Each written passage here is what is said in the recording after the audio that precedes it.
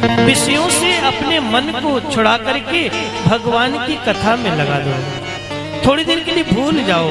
जब आप कृपा भगवान की हुई कथा में आ ही गए हो, कथा पांडाल में बैठ गए हो, तो अब यहाँ से इस अमृत रस से वंचित मत रह जाना। इस रस महोत्सव का पूरा लाभ लेना, और पूरा लाभ लेने के लिए आपको उस लायक बनाना पड़ेगा।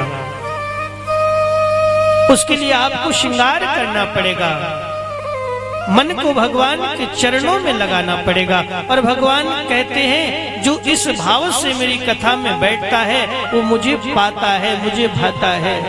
कौन सा? निर्मल मन जन सो मोहि पावा, मोह कपट छल छिद्र न भावा।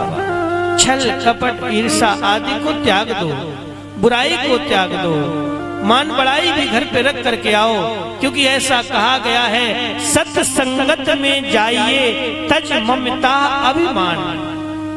जब सत्संग हो रहा हो, कोई कथा हो रही हो, कोई धर्म का आयोजन हो रहा हो, प्रतिष्ठा हो रही हो, यज्ञ हो रहा हो, उसमें मान बड़ाई मत लेकर के जाना।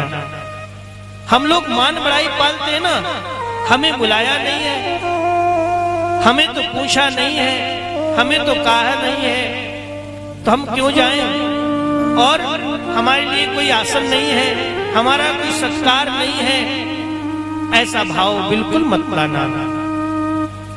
ये भगवान का उत्सव है, ये आपका हमारा उत्सव है, ये मेरे ठाकुर का उत्सव है।